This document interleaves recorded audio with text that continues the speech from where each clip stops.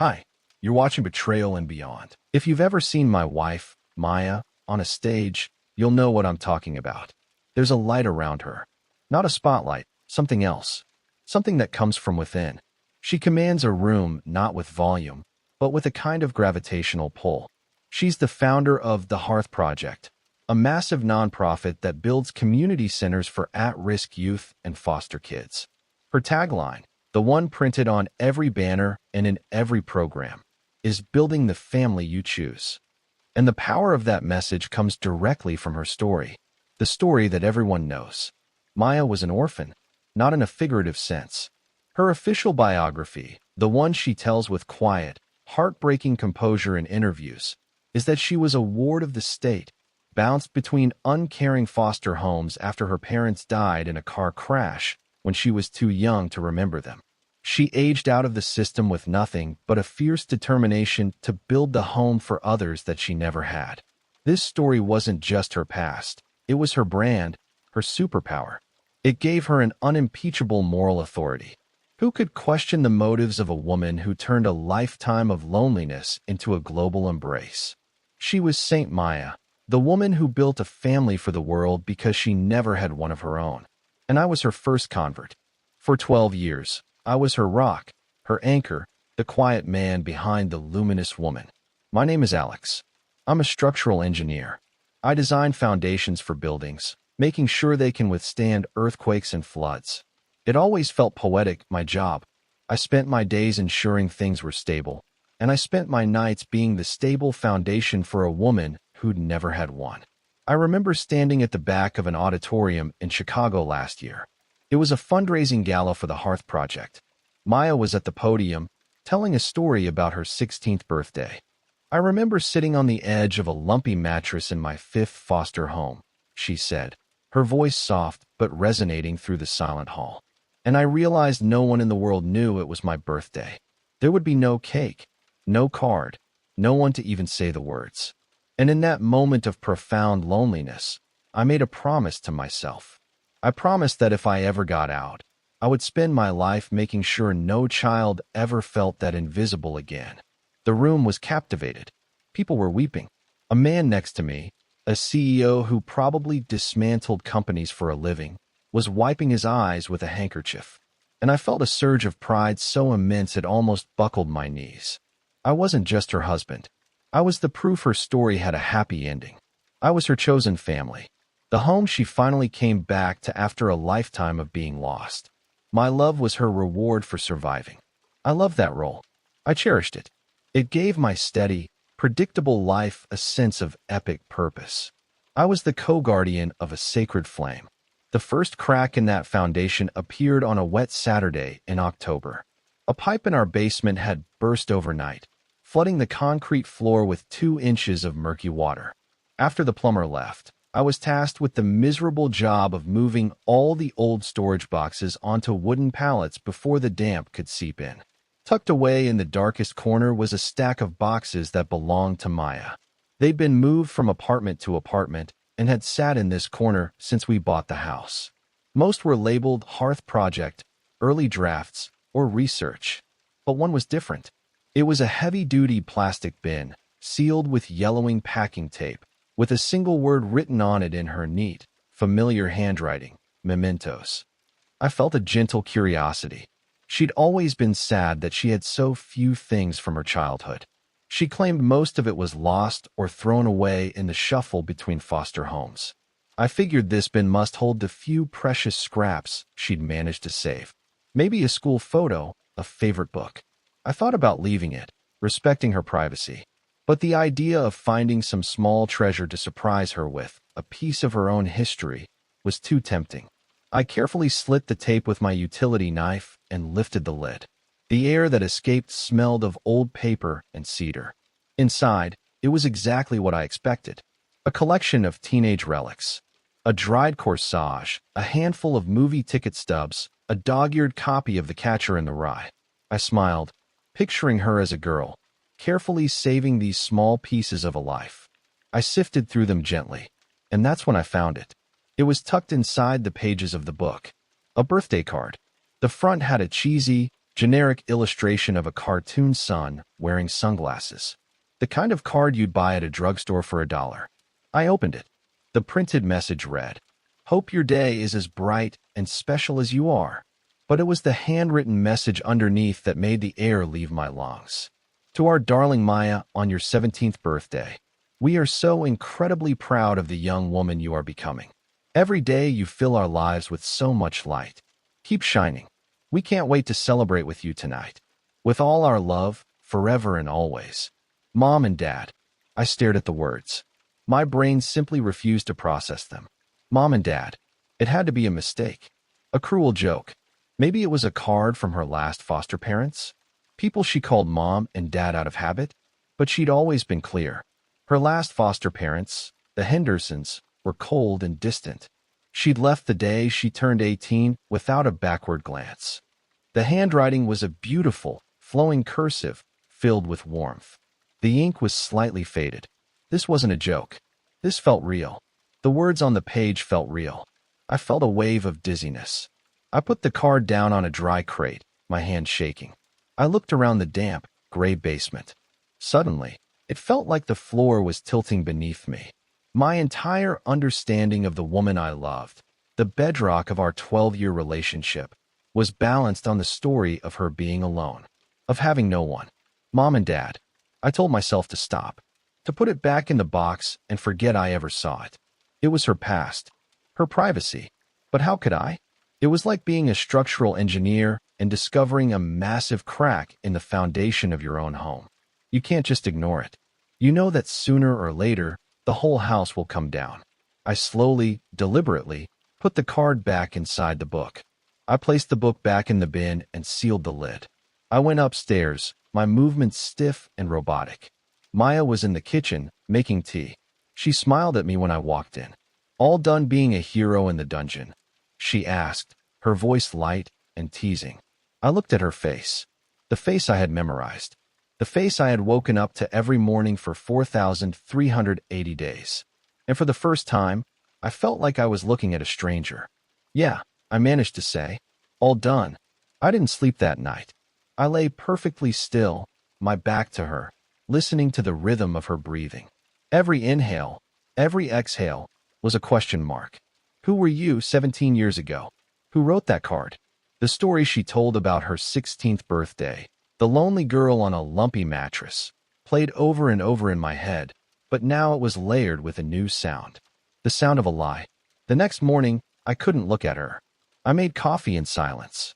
She was at the table, scrolling through her phone, humming softly. The sound grated on my nerves. "Everything okay, Liam?" she asked, looking up. "You're quiet this morning." "Just tired," I said. "Bad night." She came over and wrapped her arms around my waist from behind, resting her chin on my shoulder. "Poor baby. Maybe a quiet night tonight. We could order in, watch a movie." Her touch, which had always been my comfort, now felt like a performance. I could feel the tension in my own shoulders, the effort it took not to pull away. I was acting, and I realized with a jolt of horror that I was good at it. Was this how it started? Was this how she had lived for years? The denial lasted for 3 days. 3 days of me telling myself there was a reasonable explanation. 3 days of me calling myself paranoid, a traitor for doubting the woman I loved. I tried to bury the memory of the card, but it was no use. It was a ghost that now sat at our dinner table, that lay in bed between us. On the 4th day, I broke. I knew I couldn't confront her. Not yet. She was a master storyteller. She would have an explanation, a plausible, heartbreaking story that would make me feel ashamed for ever doubting her. I needed more than one card. I needed the truth, and I knew where to find it. That evening, after she fell asleep, I crept out of bed and went back down to the basement. The air was still damp. The plastic bin sat on the pallet, a silent, unassuming Pandora's box. My heart was pounding so hard I could feel it in my teeth. I felt like a trespasser in my own life. I lifted the lid. This time, I didn't just sift through the top layer. I emptied the entire contents onto a clean, dry tarp. The corsage, the tickets, the books. And underneath it all, at the very bottom, was a small, cloth-bound journal. It was navy blue, with a faded, embossed star on the cover. And as I picked it up, I knew. I knew that whatever was inside would either save my world or shatter it completely. I took it upstairs to my studio, closed the door, and opened it to the first page. The first page of the diary was dated 15 years ago. The handwriting was unmistakably Maya's, but it was different. Younger, more florid, with little hearts over the eyes. It was the handwriting of a teenage girl, not the measured, elegant script of the public figure I knew. I started to read, and for the first 50 pages, the story was mundane. It was a chronicle of high school life. Notes about classes, complaints about teachers, dramatic retellings of conversations with friends. She wrote about a boy named Kevin who she had a crush on, about saving up for a concert, about a fight she'd had with her best friend, Jess. It was all so normal, so achingly, beautifully normal, that I started to feel a profound sense of relief. Maybe I was wrong. Maybe the card was from an aunt and uncle she was close to. Maybe this diary would prove that her story was true. I wanted to be wrong. God, how I wanted to be wrong. And then I turned a page and saw a new entry. March 12th. I hate them. I hate them both. They went to Noah's piano recital tonight and completely missed my debate team finals. His recital. He's 9. He can barely play Twinkle, Twinkle, Little Star. But he's the golden boy. He always comes first. Mom said they just lost track of time. A 3-hour piano recital for 9-year-olds? It's a lie. They just didn't care enough to show up for me. My blood ran cold. Noah, her little brother. The brother who, according to her book, didn't exist. In her narrative, she was an only child, cast adrift alone. But here he was, 9 years old, playing the piano. The golden boy. The relief I'd felt moments before evaporated, replaced by a creeping dread. I kept reading, my eyes scanning the pages faster now, hunting for names, for facts, for anything that would anchor me. And the names kept coming. April 2nd. Dad took Noah to a baseball game today. Just the two of them. A father-son thing. What about me? Am I just invisible? He knows my regional debate tournament is next week. He could have been helping me practice. But no, baseball is more important. May 19th. Mom is helping Noah build his science fair project. A volcano. How original. She spent all week with him, buying supplies, helping him paint it. When I asked for help with my college application essay, she told me I was smart enough to handle it on my own. It's not a compliment. It's a dismissal. They don't have to help me because I'm not the one who needs it. So they just don't. I sat back, the diary resting in my lap. The story was beginning to emerge, and it was 1,000 times uglier than the simple, tragic one she told the world. This wasn't a story of neglect. It wasn't abuse. It was a story of perceived favoritism. A story of a teenage girl consumed with jealousy for her younger brother. She didn't feel invisible because she was an orphan. She felt invisible because she had a sibling. The tragedy she had built her empire on wasn't that she didn't have a family. It was that she didn't feel like the center of the one she had. The diary entries from that year became a painful litany of slights, real or imagined. Every moment of attention her parents gave her brother was a wound. Every bit of praise he received was an arrow in her side. She wasn't an orphan. She was just a sister. And she hated it. The final entries, from the summer she turned 18, were the most chilling. They were a blueprint for her escape. June 30th. I have to get out. I can't live in his shadow anymore. I have a few $1,000s saved up from my summer job. It's enough to get a bus ticket and a cheap apartment somewhere. Anywhere. A place where nobody knows Noah. A place where I can finally be the only story. July 15th. I've been thinking about what I'll tell people. I can't just say I ran away because I was jealous of my little brother. It sounds so petty, so childish. But if I say I had no one, if I say they were gone, that's a powerful story. That's a story people will listen to. A story that makes me strong. A survivor. I closed the diary. My hands were trembling. This was premeditated. It was a conscious, calculated act of identity theft, stealing a narrative of tragedy because her own reality felt too mundane. She didn't run from a broken home. She ran from a happy one because she wasn't the sole focus of its happiness. The next few weeks were a special kind of hell. I was a ghost in my own house. I moved through the rooms, performed the rituals of our life together, dinner, watching movies, talking about our days, but I was gone. I was watching everything from a great distance. Maya, oblivious, would talk about the Hearth Project, about the kids she was helping. They just need to know someone sees them, she'd say. And the irony was so thick, so suffocating, I would have to excuse myself and go splash cold water on my face. The lie was everywhere. It was in the silver-framed photo on our mantle of Maya with a group of smiling children, a photo that was always captioned, Maya with her chosen family. It was in the awards lining the shelves in her office.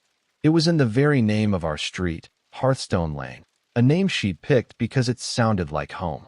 I knew I needed more than the diary. A teenage girl's journal could be dismissed as fantasy, as drama. I needed something real, something concrete. I needed to see them.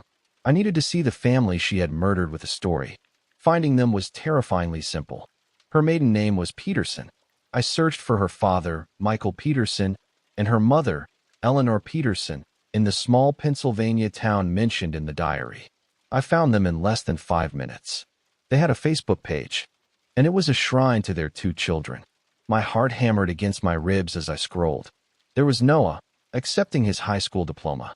There was Noah, in his cap and gown from Penn State. There he was with his wife and their new baby.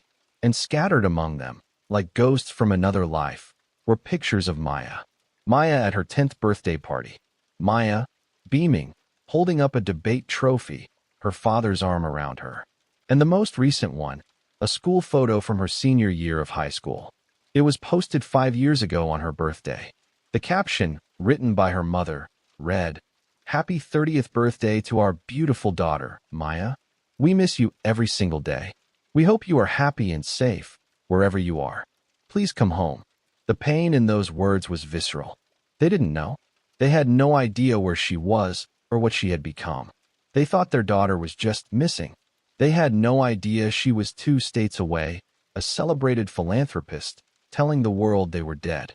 This was no longer just a lie. This was a form of erasure. She hadn't just left them. She had annihilated them from her life and then used their memory as a stepping stone. My grief for the wife I thought I had curdled into a cold, hard rage. It wasn't the hot rage that makes you scream. It was the quiet, methodical rage that makes you plan. I dug deeper. I found Maya's old best friend from the diary, Jessica Albright, now Jessica Connolly. She was a veterinarian in a neighboring town. I knew I couldn't call her. I had to see her face. I made an appointment for a checkup for our cat, fabricating a story about being in the area for work. I sat in the sterile examination room, the cat carrier at my feet. When she walked in, she looked older, but her eyes were the same as in the high school photos. Bright, intelligent, and a little sad. "So, what seems to be the problem with Mittens here?" she asked, smiling kindly. "He's fine," I said, my voice coming out hoarse. "I'm not here about the cat. My name is Alex. I'm Maya Peterson's husband." The professional smile vanished from her face. She took a step back, her expression clouding with a mix of shock, confusion, and something that looked like anger. "Maya's husband? I don't understand. We haven't spoken in 15 years. "I know," I said. I took a deep breath. "She told me you grew apart. She told everyone a lot of things. Jess, I need to ask you." Her family, her parents. Jess's face hardened. She crossed her arms. "Her parents are 2 of the kindest people I have ever met. They spent years looking for her. Years blaming themselves. Her father had a heart attack a few years after she left. The stress nearly killed him. They still set a place for her at Thanksgiving dinner. Every single year." She shook her head, a look of profound disgust on her face. "What has she told you?" "She told me they died in a car crash," I said flatly. Jess stared at me, her mouth falling open. She didn't speak for a full minute. The only sound was the hum of the fluorescent lights. When she finally found her voice, it was a furious whisper. That monster. That absolute monster. She didn't just run away. She buried them alive. We talked for an hour. She told me everything. She confirmed the jealousy, the obsession with her brother, the way Maya would twist every family event into a personal slight. She told me about the last conversation they ever had, where Maya laid out her plan to reinvent herself. I begged her not to do it, Jess said, her eyes wet with tears. I told her she was breaking her parents' hearts. And she looked at me, with no emotion at all, and said, "Sometimes you have to burn down your old house to build a new one." And then she walked away, and I never heard from her again. I drove home that day with the final piece of the puzzle locked in place. I had the diary. I had the photos. I had the testimony of a witness. I had the entire, ugly, undeniable truth. And I knew exactly what I was going to do with it. The plan took shape with the cold precision of an engineering blueprint. My rage had burned away, leaving behind a hard, clear purpose. This wasn't about punishing Maya for deceiving me. It was about correcting a record. It was about giving a voice back to the people she had silenced. My grief was personal, but her crime was public. And the solution, I decided, had to be public as well. The annual Hearth Project Legacy Gala was in 2 weeks. It was their biggest event of the year, a televised, star-studded affair where Maya would give her keynote address and they would announce their new national expansion. It was the absolute pinnacle of her career, the apotheosis of her brand. It was the perfect stage. For the next 14 days, I was the model husband. I helped her with her speech, offering suggestions on pacing and tone. I listened as she practiced the heart-wrenching story of her 16th birthday, my face a mask of supportive adoration. That part always gets me. I'd say, my voice steady. Inside, I felt a chilling detachment, as if I were a visitor from another planet studying a foreign species. I was watching a master at work, and I had to admire the artistry of her deception, even as it repulsed me. The day before the gala, I began to assemble my materials. I didn't need the whole diary, just a few key entries. I scanned the pages. The entry about her father building the darkroom, the one about her jealousy of Noah's recital, and the final, damning entry where she laid out her plan to create her new identity. I scanned the birthday card from Mom and Dad. I downloaded the uncropped family photos from Facebook. I compiled it all into a single, password-protected PDF file. I also reached out to Jess. I told her my plan. She was hesitant at first, afraid of the fallout. But when I told her about Maya's parents still setting a place for her at Thanksgiving, her hesitation vanished. She agreed to help. She found and scanned a half-dozen old letters and photos of her own. Pictures of her and Maya with Maya's family, laughing, celebrating. More proof. I added it to the file. I named the file the Peterson Archives. The night of the gala, the air in our hotel suite was electric. Maya was a vision in a deep blue gown, a constellation of borrowed diamonds at her throat. She was nervous, but it was the excited nervousness of an actress before a premiere. She had no idea she was about to star in a very different kind of play. As she was about to leave for the venue, I stopped her. "You look incredible," I said, and I meant it. She was a magnificent illusion. "I have a small surprise for you." For the speech, I handed her a small USB drive on a keychain. I put a few photos on here. Some of our trips, some from the early days of the Hearth Project. I thought you could project them behind you during the speech, to make it more personal. She beamed, her eyes shining. "Liam, that's a wonderful idea. You're always thinking of me." She kissed me, a quick, performative peck. "I'll give it to the tech crew. I love you." "I know," I said. The drive, of course, did not contain vacation photos. It contained a single, high-resolution slide. It was the picture of the birthday card, the one from her parents. I sat in the front row of the grand ballroom, next to a table of tech billionaires and city officials. The room was buzzing. The lights dimmed. A video montage played, showcasing the incredible work of the Hearth Project, all set to inspiring, orchestral music. And then, she was introduced. The applause was thunderous. She walked onto the stage, a picture of grace and quiet strength, and stood at the podium. "Thank you," she began, her voice filling the hall. "Thank you all for being here. Tonight, we celebrate family. Not just the family we are born into, but the family we choose." She spoke for 15 minutes. She was brilliant. She told the story of her loneliness, of her struggle, of her vow to build a home for others. She spoke of the children whose lives had been changed by the Hearth Project. She was building to her emotional crescendo, the story of her 16th birthday. I remember sitting on the edge of a lumpy mattress in my fifth foster home, she said, her voice dropping to a near whisper. The room was completely silent, and I realized no one in the world knew it was my birthday. There would be no cake, no card. And at that exact moment, as if on cue, the giant screen behind her flickered. The logo for the Hearth Project vanished, and in its place, a massive, crystal-clear image of the birthday card appeared. The cheesy cartoon sun, the warm, cursive handwriting, the words 10 feet high for the entire room to see. Happy 17th birthday. With all our love, forever and always, Mom and Dad. Maya faltered, her voice caught in her throat. She glanced behind her, a flicker of confusion on her face. A confused murmur rippled through the audience. She tried to recover, tried to ignore it. There would be no one, she stammered. But I had timed it perfectly. I had sent a simple, one-line email to the event's lead AV technician just moments before from a burner account. It read, Ms. Vance's husband here. She wants you to put up the surprise photo now. File name, birthday_surprise.jpg. He had just been following instructions.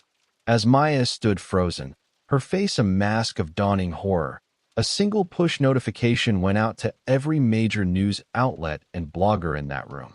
The notification was from a brand new, anonymous blog. The title of the post was The Hearth Project, a foundation of lies. The post contained the full story and a link to the password-protected PDF, the Peterson archives. The password was included in the body of the email. The password was Noah. It took less than 30 seconds. A phone lit up at one table, then another, then another. A wave of blue light and scrolling faces spread through the ballroom. The murmuring grew louder. People were looking from their phones to the stage, their faces a mixture of shock and disbelief. Maya knew. She saw it in their eyes. She didn't have to read the blog post. Her carefully constructed world was dissolving in real time, in front of 1,000 witnesses. Her face, projected onto the screens on either side of the stage, was ashen. The light around her, the thing I had admired for so long, finally went out. She turned, without another word, and walked off the stage. I didn't stay to watch the aftermath. I stood up, walked calmly to the back of the ballroom, and left. I didn't look back. The fallout was immediate and catastrophic. The story was everywhere by morning. Her parents were found. They gave a single, heartbreaking interview to their local paper, simply saying, "We have been praying for our daughter to come home for 15 years. We never stopped loving her." They never condemned her. They didn't have to. Their grace was a more powerful indictment than any accusation could ever be. The Hearth Project's board of directors resigned. The nonprofit collapsed under the weight of the scandal. Maya disappeared completely. I filed for divorce. She didn't contest it.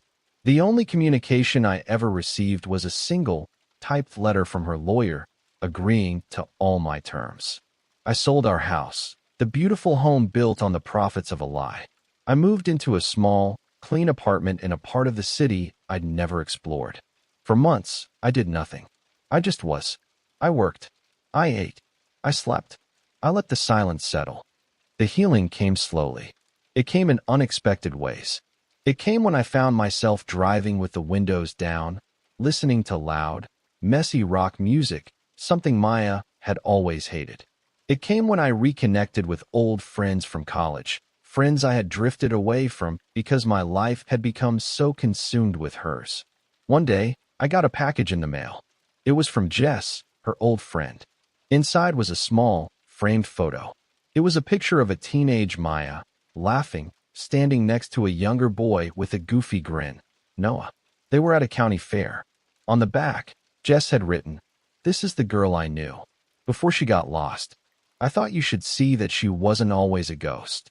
I put the photo on my bookshelf. It wasn't a reminder of the lie. It was a reminder that the truth is always complicated. Last month, I started volunteering.